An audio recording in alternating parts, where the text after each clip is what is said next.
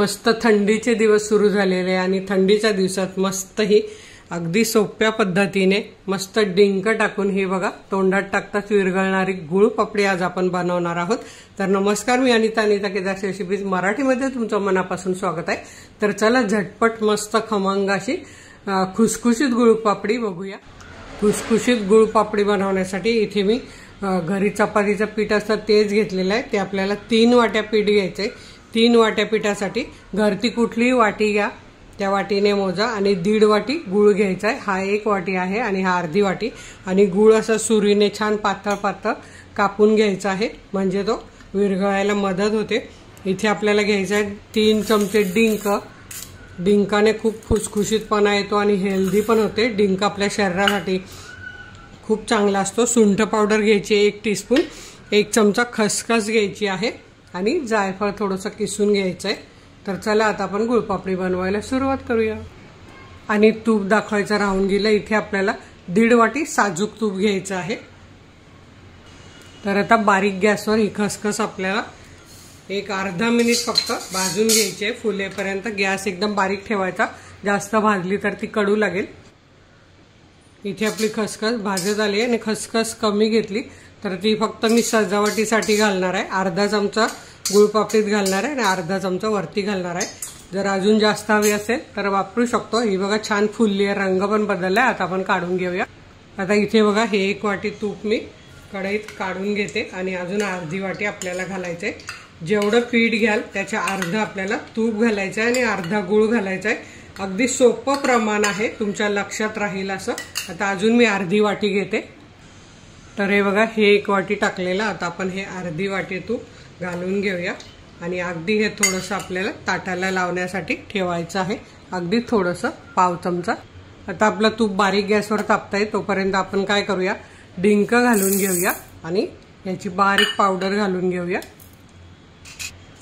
आणि 1 वाटी पिठासाठी हा 1 चमचा, असं हे 3 चमचे मी हा खायचा डिंक घेतलेला आहे। हे बघा असा असतो आणि बाजारात तुम्हाला कुठेही मिळेल। आता इथे तुम्ही बघू शकतात आपला डिंक असा रवाळ छान बारीक झालेला आहे। आता आपण या पिठात 3 वाट्या तुपात 3 वाट्या पीठ घालूया। तर हे बघा मी 3 वाट्या तुम्हाला दाखवते। हे बघा ही 2री वाटी आणि ही 3री वाटी। आता हे आपल्याला तुपात मिक्स करून घ्यायचं आहे पूर्णपणे। गॅस बारीकच ठेवायचा आणि बारीक गॅसवर छान असं खमंग रंग बदलेपर्यंत, सुवास येईपर्यंत भाजून घ्यायचं आहे। मी मधून मधून तुम्हाला दाखवते। आता इथे तुम्ही बघू शकता तुपाने पूर्ण पीठ मिक्स झालेलं आहे। आणि हे बघा, आणि हे जेव्हा पातळ होईल, तूप सोडायला लागेल, तेव्हा आपल्याला बंद करायचं आहे। कावळे दादा माझ्याकडे ओरडत आहेत, त्यांचं जेवण चालू आहे। आता दुपारी वाजले आहेत 1:15। आता हे आपल्याला वाटेल सुक्क आहे, पण नाही, आपण हे सगळं असं दाबून दाबून छान असं भाजत जायचंय। जसं जसं आपलं पीठ भाजलं जाईल तसं तसं हे पीठ तूप सोडून द्यायला सुरुवात करेल आणि याचा रंगही बदलेल। आणि सतत असं मिक्स करत हलवून घ्यायचं आहे। आता हे मी तुम्हाला एक 10 मिनिटाने दाखवते। तोपर्यंत एकीकडे बघा हे साजूक तूप मी ज्या ताटात आपल्याला वडी थापायची आहे त्याला असं सगळीकडे लावून घेते। आता इथे तुम्ही बघू शकता 10 मिनिटाने मी तुम्हाला सांगितलं होतं, तर 10 मिनिटं झालेली आहे। आता थोडंसं पीठ भाजत आलंय, पण अजून मी 5 मिनिटाने दाखवते। छान असा अजून सुगंध यायला सुरुवात, अगदी थोडंसं हलका येतोय। अजून 5 मिनिटाने मी तुम्हाला दाखवते बारीक गॅसवर। आता इथे तुम्ही बघू शकता 5 मिनिटानंतर मिश्रण कसं तूप सोडायला सुरुवात झालेली आहे। अजून आपण एक 3 मिनिटं तरी याला भाजूया छानपैकी। मग नंतर आपण डिंक घालून पण पुन्हा 2 मिनिटं भाजणार आहे। पीठ भाजणं हे फक्त आपल्याला मोठं काम असतं, बाकी तुमची वडी एकदम छान होते। पण पीठ तुम्ही बारीक गॅसवर असं खमंग सुवास येईपर्यंत भाजलं पाहिजे। तर हे बघा 3 मिनिटं झाली। 3 मिनिटानंतर रंग पण बदलला आणि छान हे बघा तूप सुटायला सुरुवात झालेली आहे। आता यावेळेस आपल्याला जवळजवळ 18 मिनिटं आपण पीठ हे भाजून घेतलंय। आता यात आपल्याला घालायचं आहे जो डिंक आपण बारीक करून घेतलेला, तो असं सगळीकडे पसरवून घालायचा आहे। कारण तो तूप आपला गरम होता, पीठ गरम आहे त्यामुळे लगेच फुलेल। तर तो असा पटपट पटपट टाकून असा हलवून घ्यायचा आहे।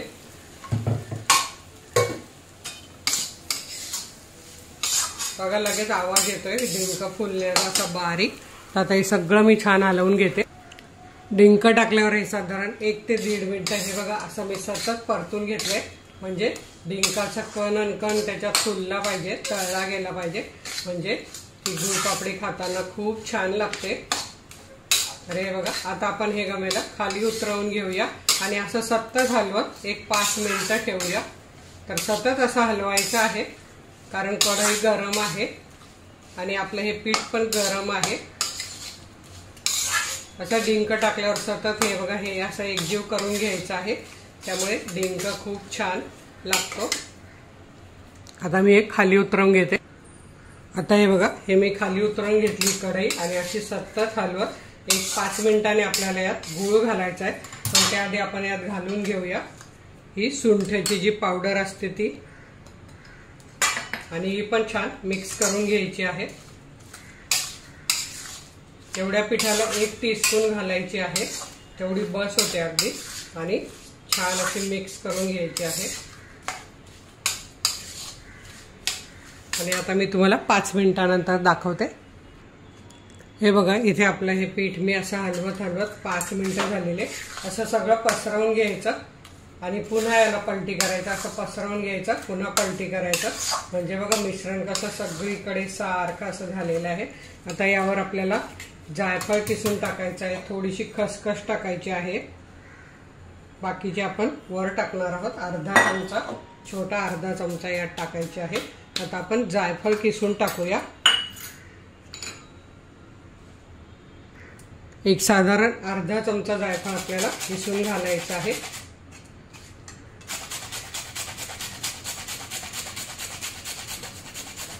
म्हणजे तोपर्यंत जर तुम्ही गरम गरम याच्यात गूळ घातला तर तुमची ती वडी खूप कडक होईल, त्यामुळे असं 5 मिनिटं तरी त्याला असं थंड करून घ्या।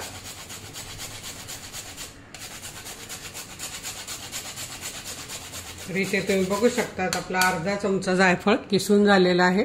आता हेही आपल्याला या पूर्ण पिठात असं छान मिक्स करून घ्यायचं आहे आणि आता आपल्याला गूळ घालायचा आहे।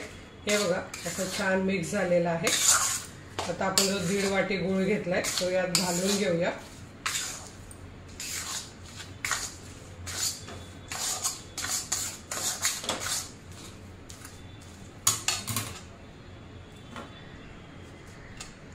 तर हे बघा एकदम सुरीने बारीक कापून घेतलेला आहे। तर असा 1.5 वाटी गूळ आपण यात घालून घेऊया। सुरीने छान चिरला जातो, कुठेही बघा मोठा खडा नाही, त्यामुळे यात गूळ विरघळायला पटकन मदत होते।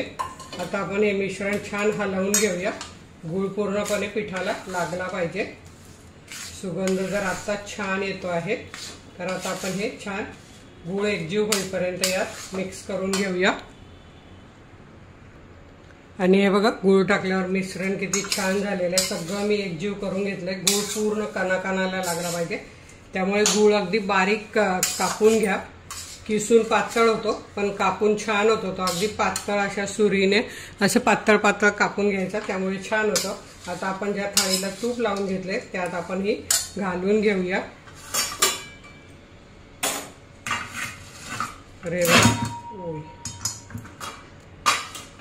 अरे बघा सगळं मिश्रण एकदम एकजीव झालंय। रंग तर तुम्हाला दिसत असेल किती छान आलेला आहे। पीठ भाजणं एकदम चांगल्या पद्धतीने हे खूप महत्त्वाचं आहे। तर हे मी सगळं मिश्रण थाळीत काढून घेते। आता आपण हे असं छान पसरून घेऊया सगळीकडे। तर तुम्ही उलटण्याने करा किंवा एखाद्या सपाट वाटीने करा, किंवा म्हणजे बघा म्हणजे असतं आपलं पोटॅटो मॅशर, त्याने सुद्धा असं छानपैकी पसरवून घ्यायचं आहे।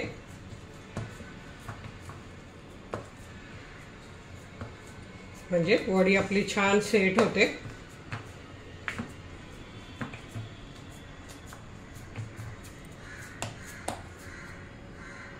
हे बघा, पसरवून झाल्यावर जी आपण खसखस ठेवली होती ती अशी छान वरून घालायची. नाही घातली तरी प्रॉब्लेम नाही, पण छान दिसते अशी. आणि खसखस खाणंही चांगलं असतं. कोणी खोबरंही घालतं, पण मी खोबरं नाही घालत, फक्त खसखस घालते. आणि छान अशी आता ही आपण थापून घेऊया. पुन्हा याला खसखस पूर्ण दबली गेली पाहिजे. तर हे बघा,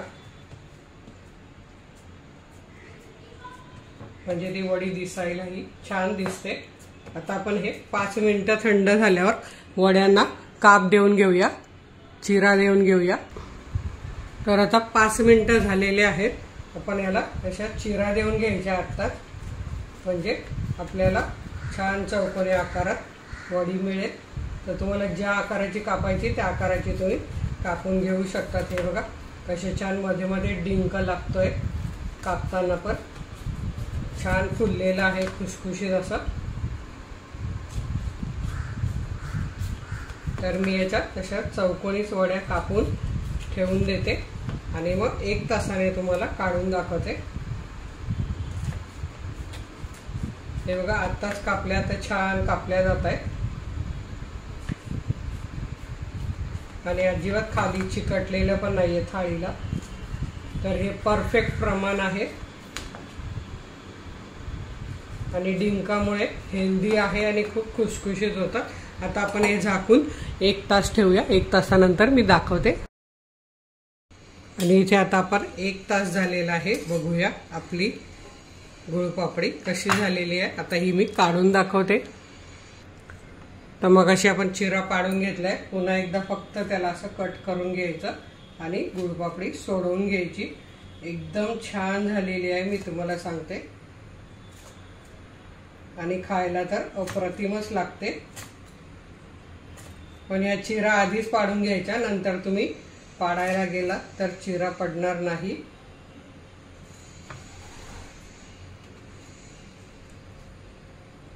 तर इथे तुम्ही बघू शकतात किती छान अशी गुळपापडी मस्त झालेली आहे, एकदम खुसखुशीत आणि तोंडात टाकताच विरघळणारी. ही बघा किती छान झालेली आहे, चवीला तर अप्रतिम लागते. तर तुम्ही सुद्धा अशी गुळपापडी नक्की करून बघा. व्हिडिओला लाईक करा, आपल्या मित्रमैत्रिणींना शेअर करायला विसरू नका. तर वेळात वेळ काढून व्हिडिओ बघितल्याबद्दल तुमचे मनापासून धन्यवाद. अशाच माझ्या छान छान रेसिपी बघा, बनवा, खा आणि हेल्दी राहा. धन्यवाद.